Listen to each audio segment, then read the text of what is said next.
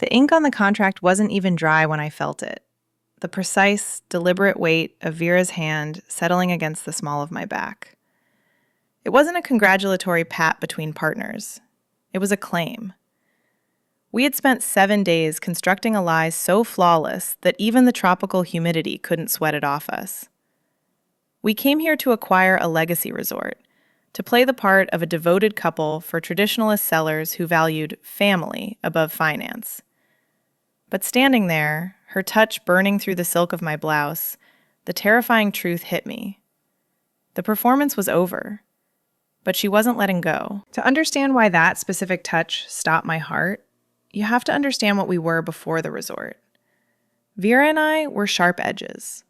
We ran our hospitality firm like a military operation, efficient, unsentimental, and strictly platonic. We were architects of other people's leisure, but we didn't indulge in it ourselves. Our relationship was defined by quarterly projections and late-night strategy sessions, where the only thing shared was a pot of black coffee and the silence of a high-rise office.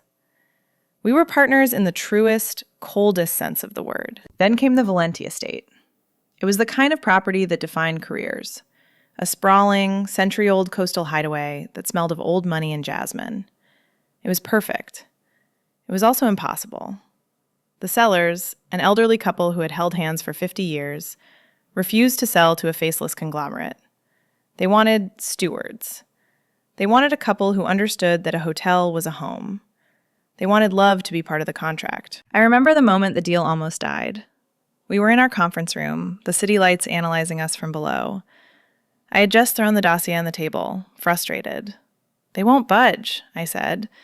"They think we're soulless. They want a family, Vera, not a spreadsheet." Vera stood by the window. She didn't look at me. She was watching her reflection in the glass, adjusting her blazer with that maddening, elegant precision she applied to everything. "They don't need us to be soulless, Indigo," she said, her voice low and even. "They need us to be in love." I laughed, a harsh sound in the quiet room. "I'll check the budget. I don't think we can buy that." Vera turned then. Her gaze was unflinching. It wasn't a joke. She walked toward me, stopping at the edge of the mahogany table that had always been our barrier. "We don't buy it. We build it. For 1 week. The retreat is mandatory for all potential buyers. We go. We present as a united front, not just business partners, but life partners." The air in the room changed. It thickened. "You want to lie to them," I said. "I want to give them the narrative they require to sign the papers," she corrected. "We know each other better than most married couples. We know our routines, our triggers, our rhythms. It's just a role, Indigo, a strategic pivot. We wear the costumes, we say the lines, we get the asset." She made it sound so clinical. A merger of assets, physically represented. But as I looked at her, the sharp line of her jaw, the intelligence that terrified our competitors, I felt a strange, cold thrill.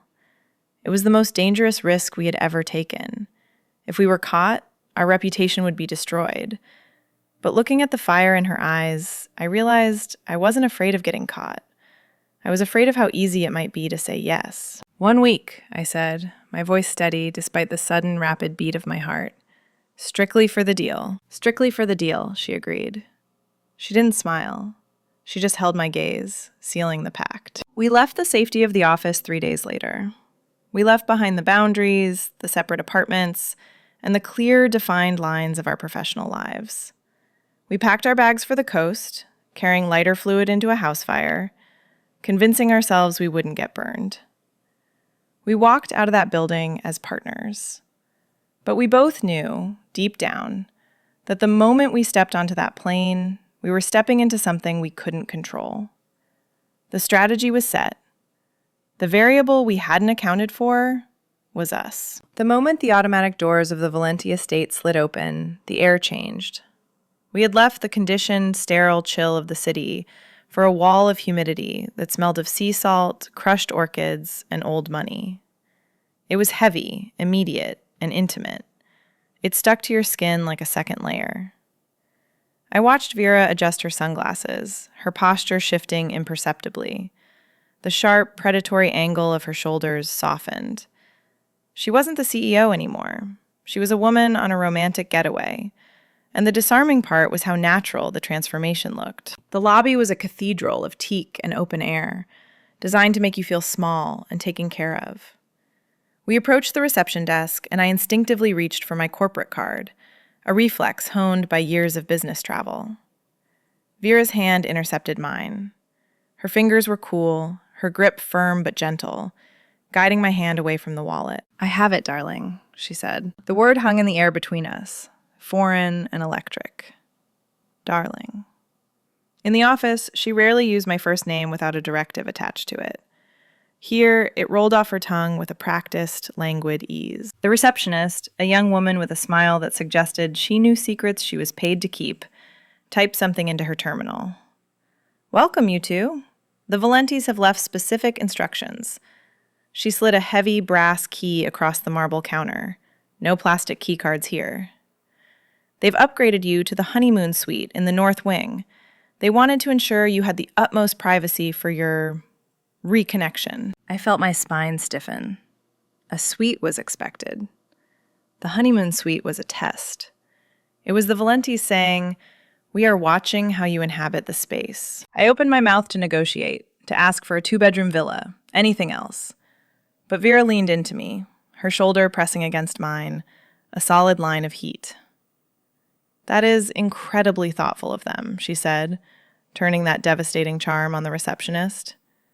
"We were hoping for a view of the ocean." "It has the best view on the coast," the receptionist promised. The walk to the room felt like a march toward a cliff edge.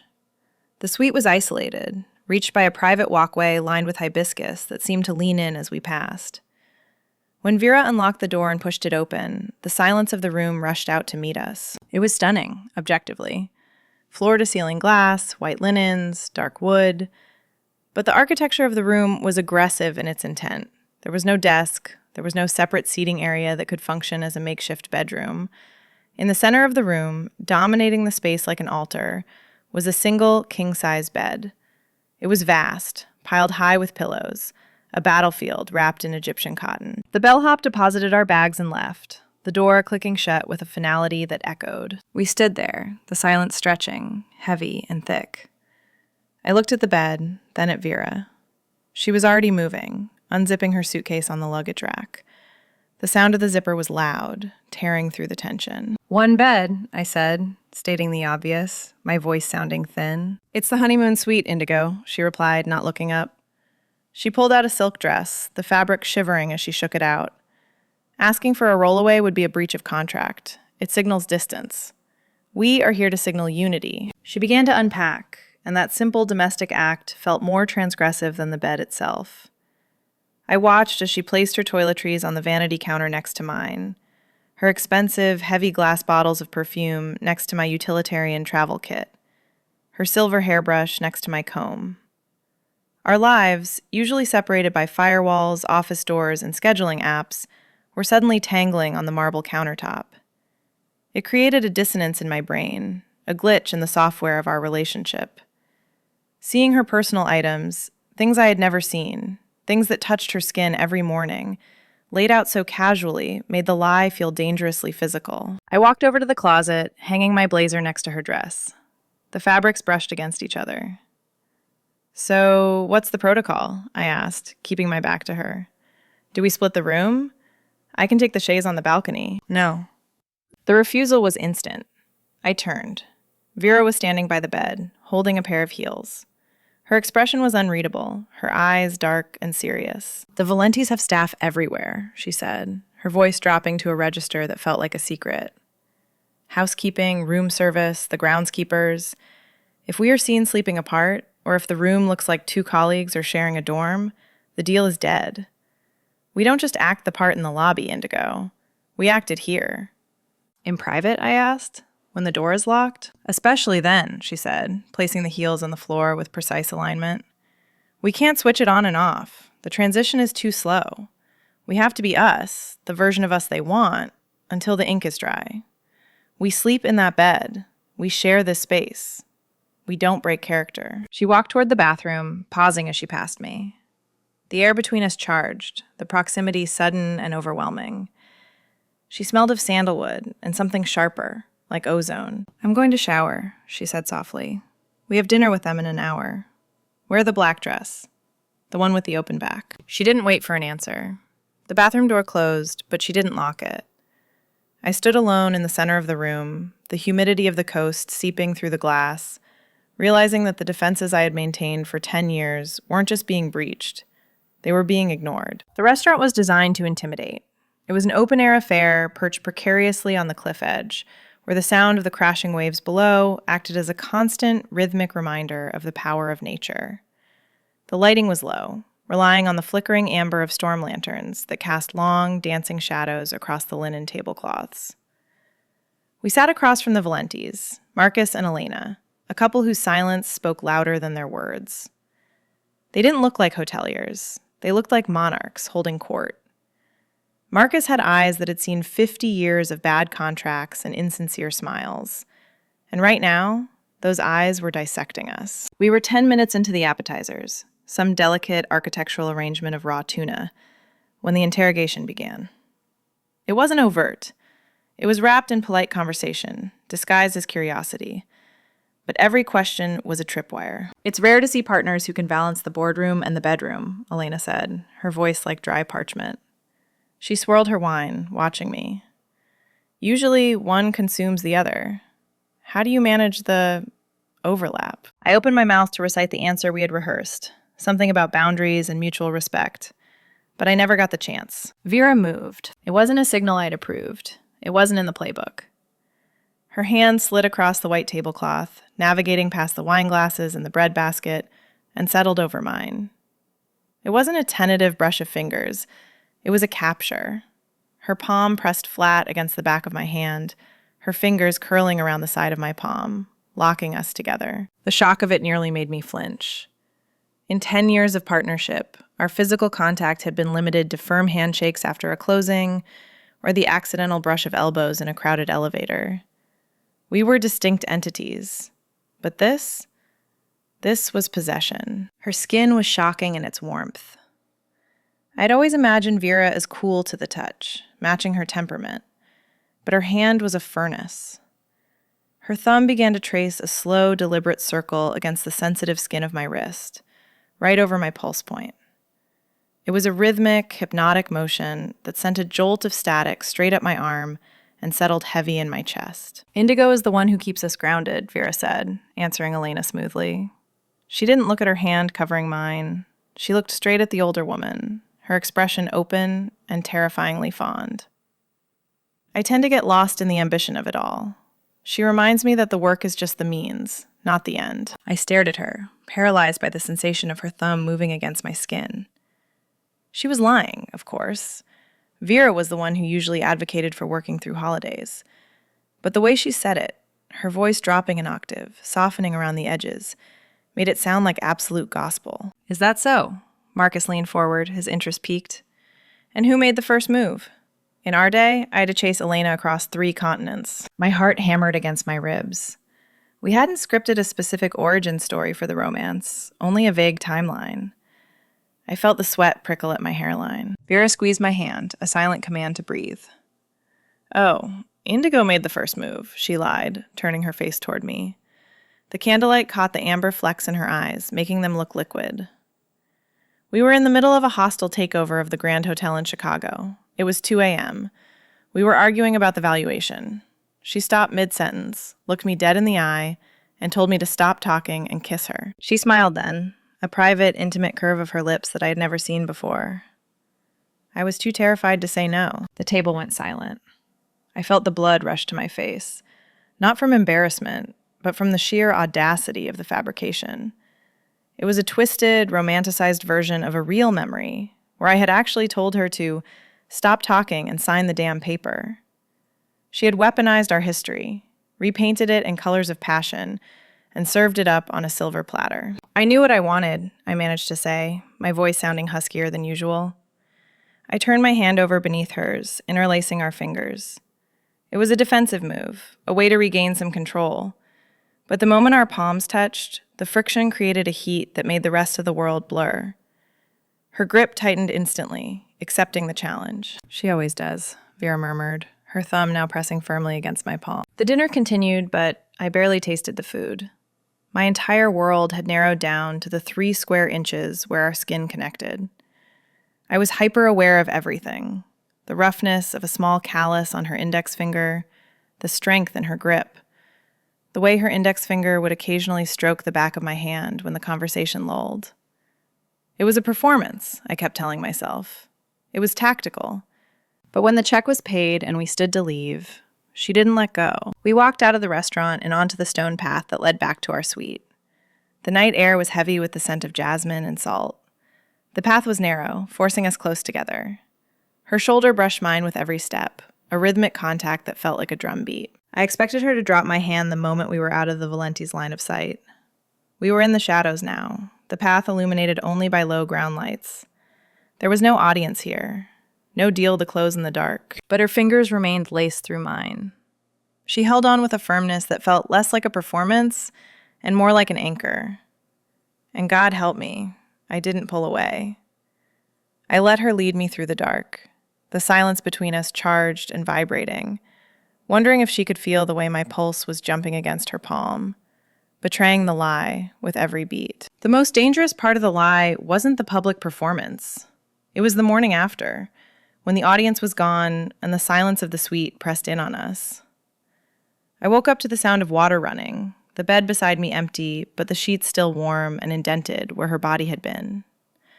For a disorienting second, I didn't know where I was. Then the smell hit me, the sharp, distinct scent of the hotel's eucalyptus steam, mixed with Vera's perfume, which had somehow permeated the pillows during the night. I got up and walked to the bathroom. The door was ajar, letting a curtain of steam roll into the bedroom. When I pushed it open, I found Vera standing at the double vanity, wrapped in a plush white robe that was too big for her hair damp and slicked back. In the office, Vera was armor-plated. Every hair was sprayed into submission. Every button was fastened. Seeing her like this, barefoot, skin flushed from the heat, wiping condensation from the mirror, felt like walking in on a stranger. "Good morning," she said, catching my eye in the glass. She didn't turn around.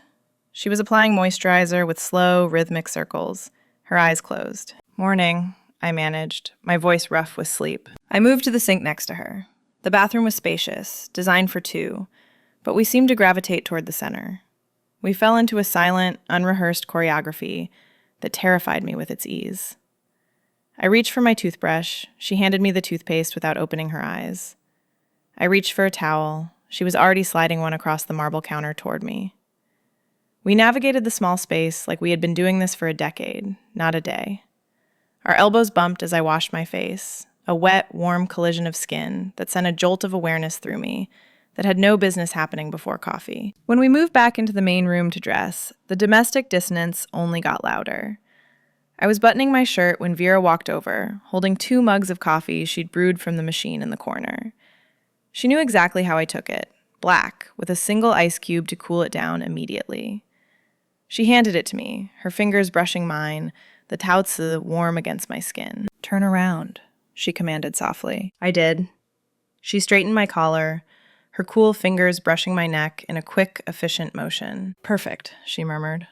"We have 20 minutes before the site inspection." We sat on the edge of the unmade bed, dossier spread out between us, trying to reclaim our professional footing. But the air was different now. It was charged with the memory of the bathroom steam and the lingering heat of her touch. "The Valentis are looking for stewardship," Vera said, staring at the floor plans, but not really seeing them. She took a sip of her coffee.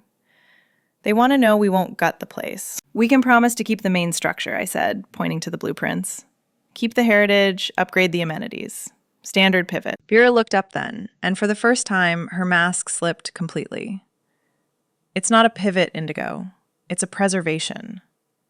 She looked out the window at the sprawling coastline, her expression softening into something unrecognizable. "My father sold his workshop when I was 12. The developers tore it down in a week, turned it into a parking lot.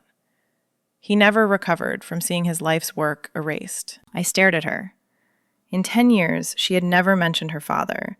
She had never mentioned failure. "That's why I want this," she confessed, her voice quiet and raw. "Not for the portfolio, but because I want to prove that you can be successful without destroying the history that came before you. I want to build something that lasts. I looked at her, really looked at her, and realized I wasn't seeing my ruthless business partner anymore. I was seeing the woman beneath the ambition, the one who carried ghosts and guarded them fiercely. The realization hit me like a physical blow. I didn't just admire her strategy. I was captivated by her heart. "We'll get it," I said, my voice steady, promising her the world. "We'll save it." She smiled, a genuine, fragile thing that didn't reach her professional armor. "We'd better go," she said, standing up and smoothing her dress. "The elevator is waiting." We walked out of the room side by side, the distance between us closed by secrets shared in the morning light, heading toward the glass elevator that would strip away the last of our defenses. The elevator at the Valenti estate wasn't just transport. It was a statement. It was a cylinder of seamless glass that rose 20 stories up the side of the cliff, offering a panoramic view of the ocean that usually cost $500 a night to see.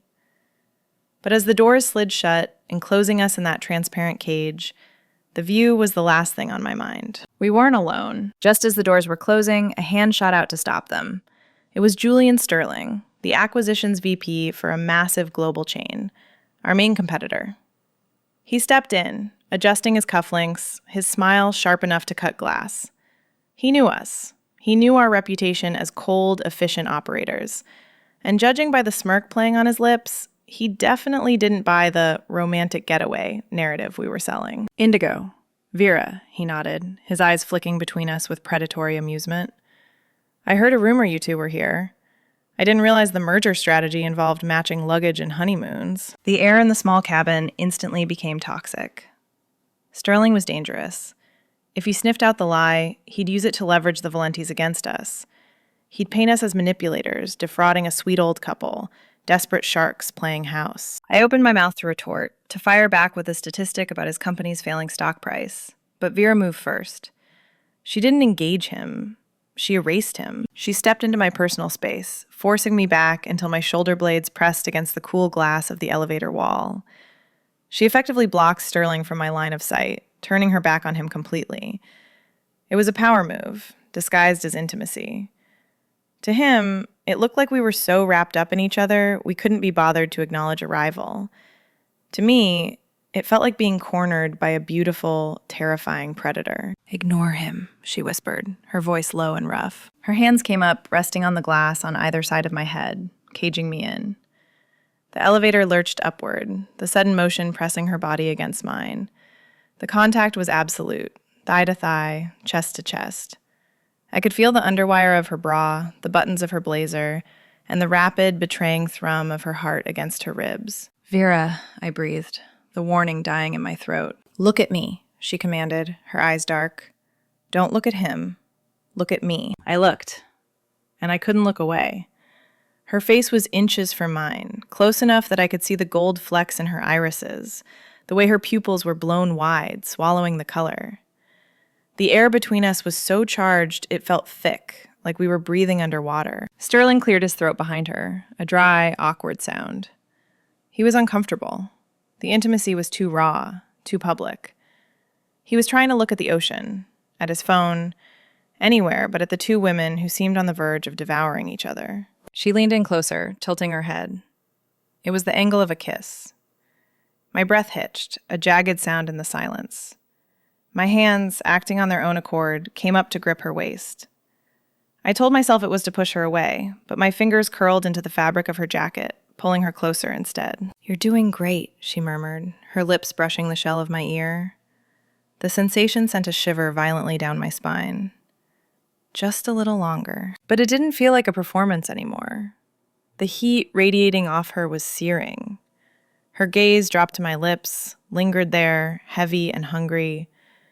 In that suspended second, with the Pacific Ocean expanding below us and our rival shifting uncomfortably behind us, the professional distance between us snapped. I wanted her to close the gap. I wanted her to ruin the lipstick, ruin the deal, ruin the carefully constructed architecture of our partnership. I saw the question in her eyes, the hesitation. She was calculating the risk, the ROI, of a kiss that wasn't in the contract. Her breath ghosted over my mouth, warm and smelling of coffee. I tilted my chin up, a silent surrender, my heart screaming at her to just do it, to cross the line we'd drawn in the sand 10 years ago. Ding! The elevator chimed, a cheerful electronic sound that shattered the world. The doors slid open behind Vera. "Lobby level," a mechanical voice announced. Vera froze. The spell broke, snapping with the violence of a rubber band. She pulled back, the professional mask slamming back into place so fast it made me dizzy. She smoothed her lapels, turned, and gave Sterling a cool, dismissive nod, as if he were the bellboy. "Julian," she said, her voice steady but breathless. "Always a pleasure." She walked out, her heels clicking rhythmically on the marble floor. I stayed pressed against the glass for a heartbeat longer, my legs shaking, my heart trying to beat its way out of my chest.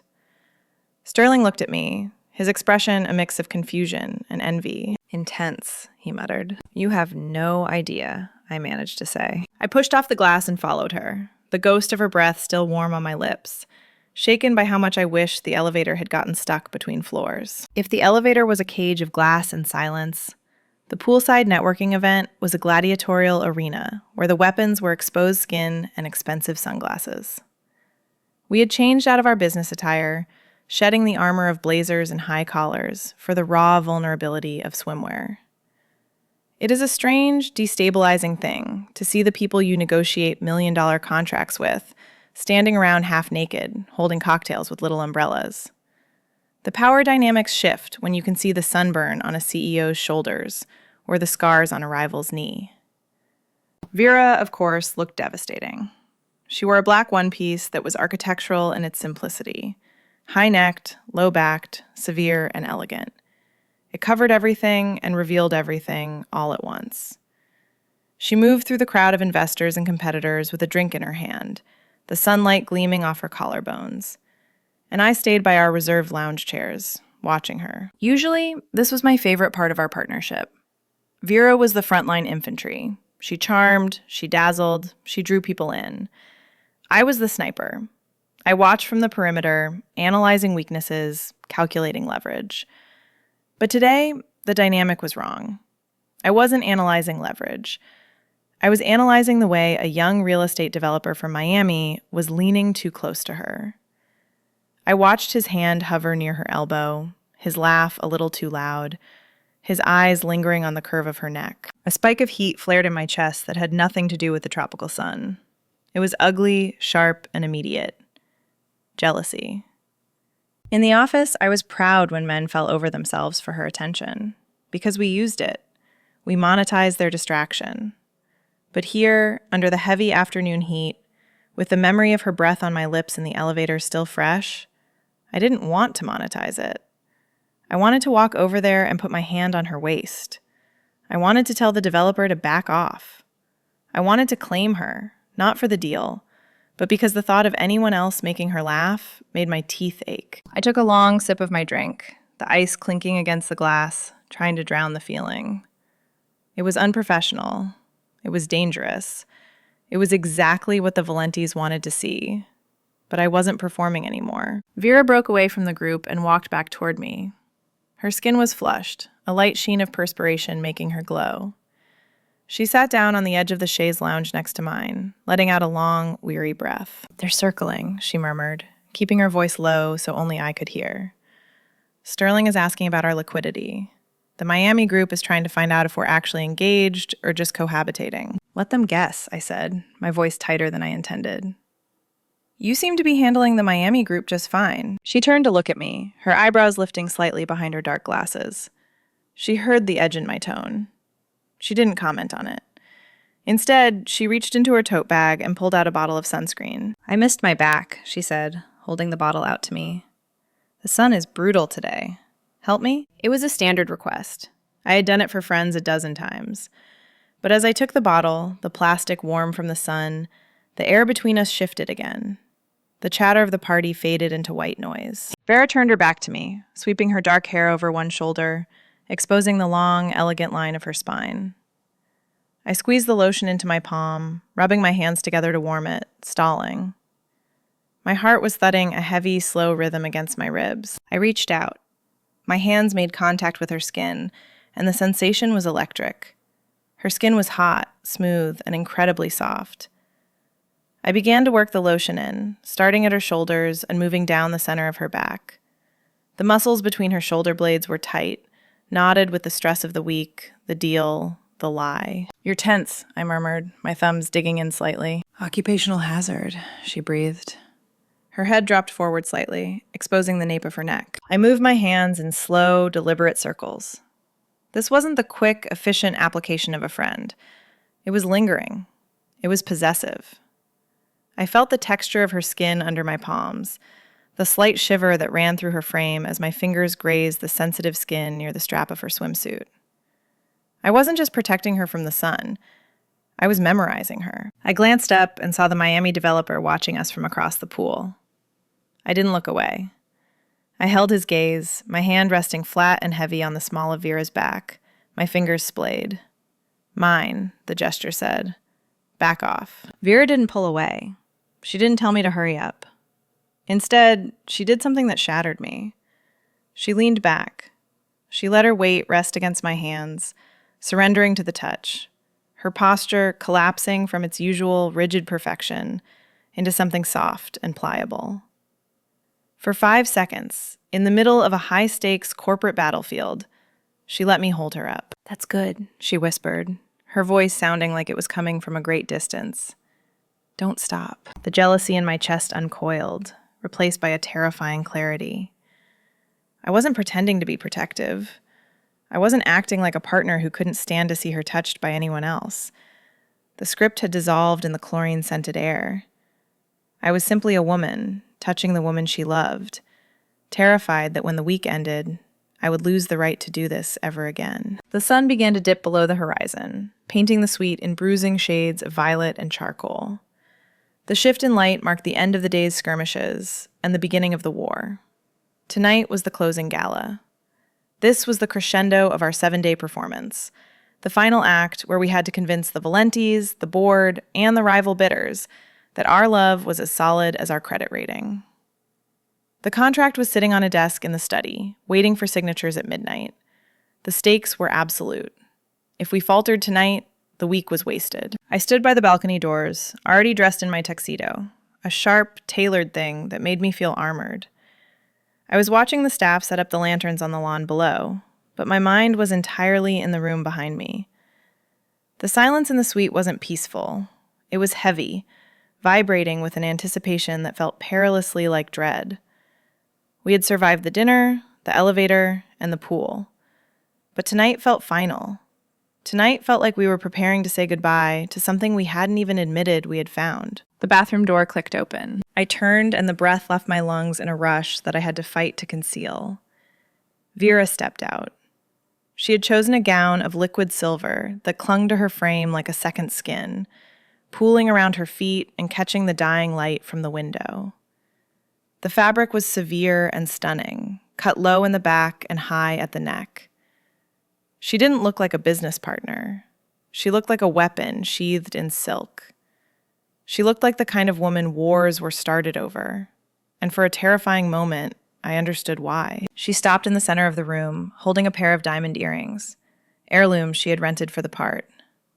She looked at me, her expression guarded, her eyes dark and unreadable. "Indigo," she said softly. The name sounded different tonight, heavier. "You look," I started, but the words died in my throat. Professional wasn't the word. Beautiful felt too small. "You look ready." "Not quite," she admitted. She turned around slowly, sweeping her heavy, dark hair over her left shoulder. The dress was open to the waist and the back, exposing the long, elegant line of her spine and the smooth, pale skin that I had touched by the pool only hours ago. The zipper. It catches. It was a simple request, a practical necessity, but in the charged atmosphere of the room, it felt like an invitation to walk into a fire. I crossed the distance between us. The carpet swallowed the sound of my footsteps, making the moment feel suspended in time. I stopped behind her, close enough to smell the amber notes of the perfume she had applied to her pulse points, close enough to feel the heat radiating from her skin. My hands were steady, they had to be, but my heart was hammering a frantic rhythm against my ribs. Profound silence settled over us as I reached out. My fingers brushed the skin of her lower back, and I saw her muscles contract, a microscopic flinch that betrayed her own tension.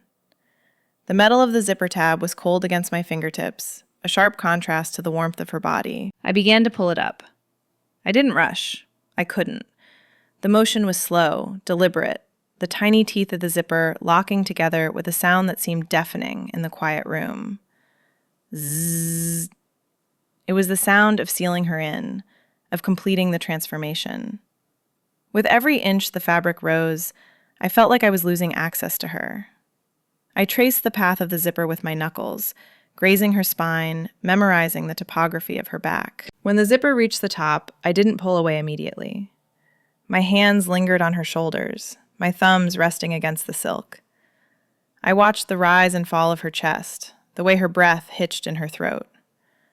We were standing in the center of the room, fully dressed for battle, yet I had never felt more exposed. Vera turned her head slightly, catching my gaze in the full-length mirror that stood before us. The reflection showed two women who looked like they owned the world. We looked powerful. We looked matched. But beneath the polish, I saw the cracks. I saw the way her eyes were searching mine, wide and vulnerable, asking a question neither of us was brave enough to voice. Is this real? The air between us crackled, thick with everything we weren't saying. For 10 seconds, we just stared at our reflection. Not as partners, but as a couple terrified of the morning. We should go, Vera whispered, but she didn't move. Her gaze dropped to my reflection's lips, then back to my eyes. We have a deal to close, I said, the words tasting like ash. I stepped back, breaking the circuit. The loss of contact was physical, a sudden coldness that washed over me. Vera took a deep breath, her posture straightening, the armor locking back into place. She fixed an earring, checked her lipstick, and turned to face me.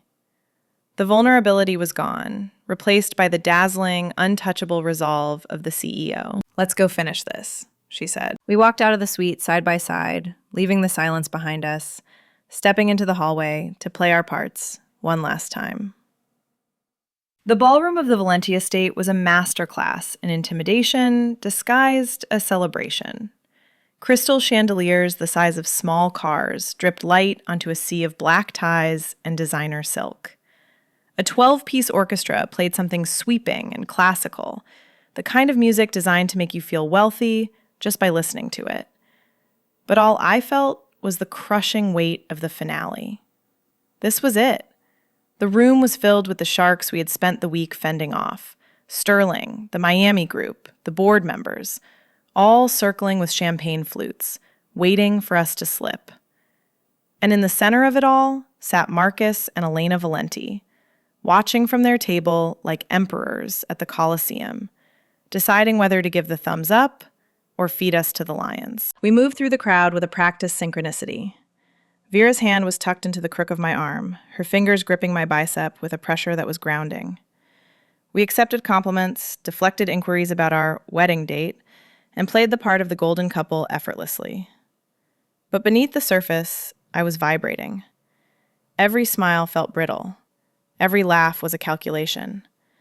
I was hyper-aware of the clock ticking down, of the contract waiting in the study, and of the terrifying reality that in a few hours, I would have to let her go. The orchestra shifted tempo, the music slowing into a waltz that was heavy with strings and sentiment. Indigo, Vera! Marcus Valenti's voice cut through the noise. He was standing right beside us, a glass of dark red wine in his hand. He gestured toward the empty center of the dance floor. It's tradition. The future stewards of the estate always open the floor. It wasn't a request. It was the final test. I looked at Vera. Her expression didn't waver, but I felt her grip on my arm tighten, just for a fraction of a second. She nodded at him, a gracious, regal incline of her head. We would be honored, Marcus. We walked onto the floor. The crowd parted, creating a circle of expectant silence. The lights dimmed, leaving us spotlighted in a pool of soft amber glow. I turned to face her, and the world seemed to narrow down to the woman standing in the circle of light. I placed my hand on her waist. The silk of her dress was cool, but the heat of her skin burned through it instantly. She stepped in, closing the distance, her hand sliding up my shoulder to rest at the nape of my neck. Her fingers tangled slightly in the short hair there, a touch so intimate and unscripted that it nearly brought me to my knees. We began to move. For the first minute, it was mechanical. Step, turn, sway. We were executing a maneuver. But then the music swelled, and the room began to blur.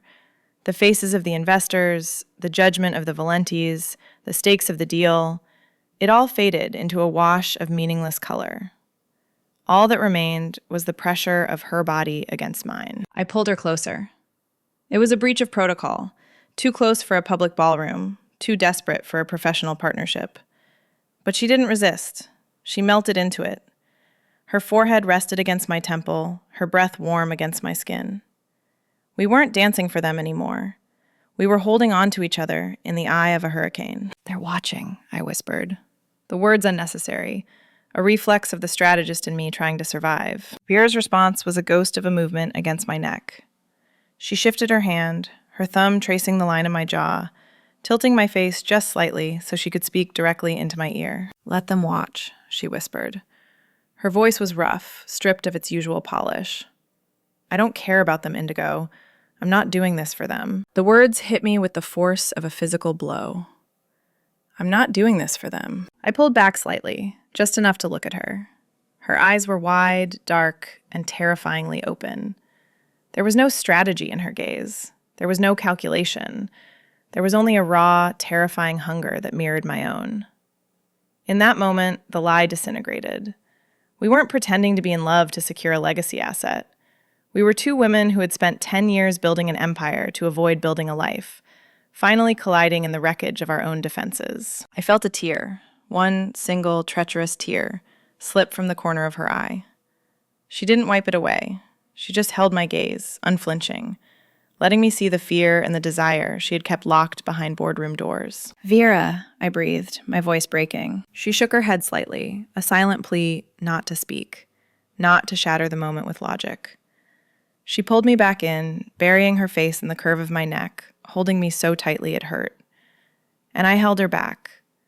I held her like she was the only solid thing in a world made of paper contracts and hollow promises. Over her shoulder, I saw Marcus Valenti.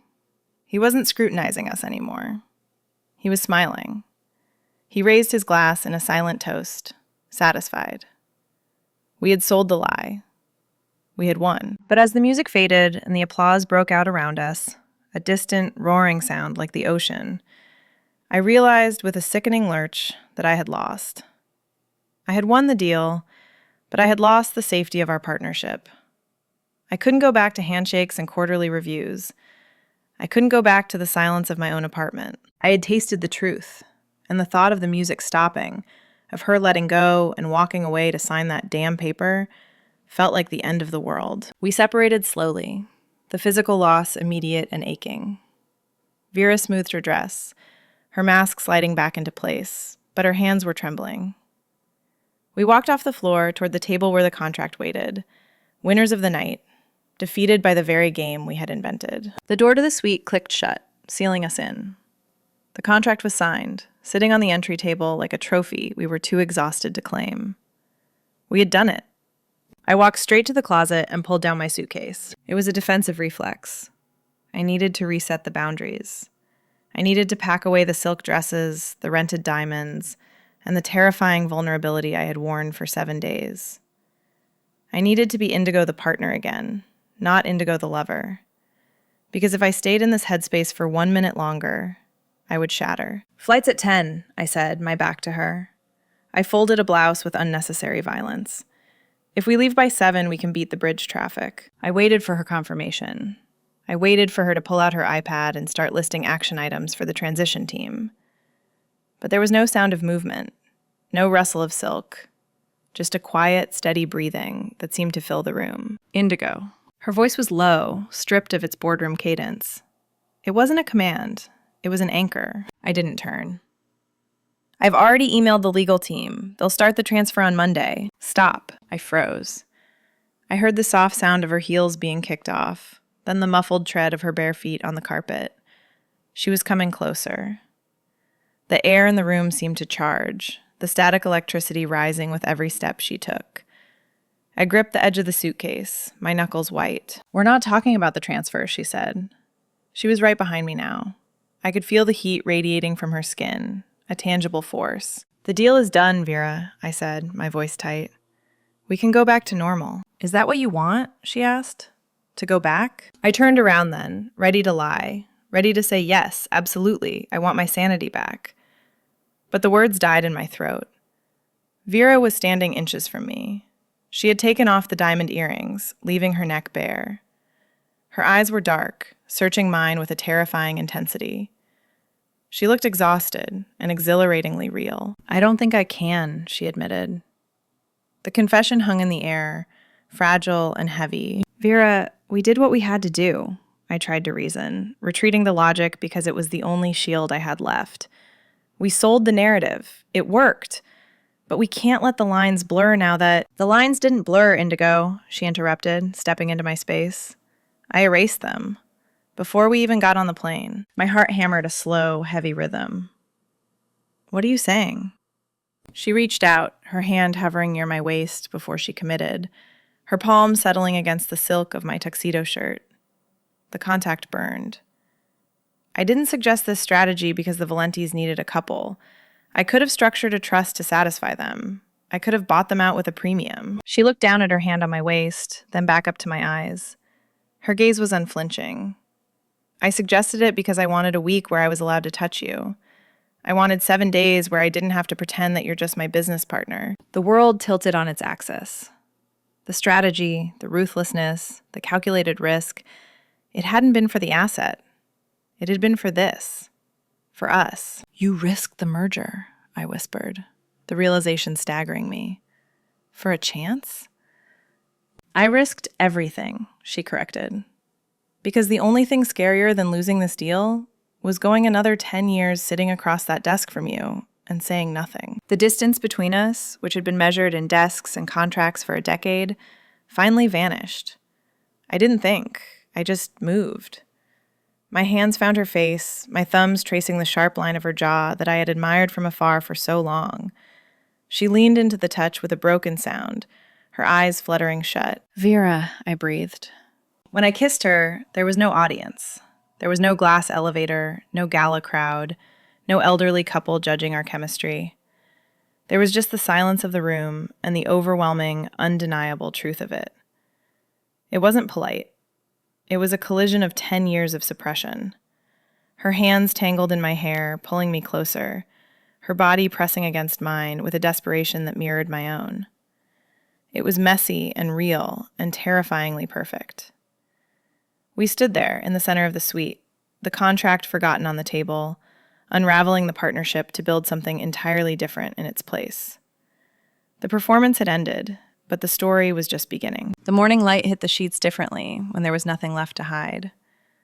I woke up with Vera's arm thrown over my waist, her breathing steady against my shoulder, and realized that the Valenti estate was the least valuable thing we walked away with. We had spent a decade building an empire, but it took 1 week of pretending to realize what we were actually building was a life. Sometimes the best deals aren't the ones you negotiate. They're the ones you surrender to. If you've ever blurred the lines between business and pleasure, subscribe and tell me your story in the comments. Just be careful. You might end up with more than you bargained for. Vera stirred, her hand tightening on me. I wasn't going anywhere.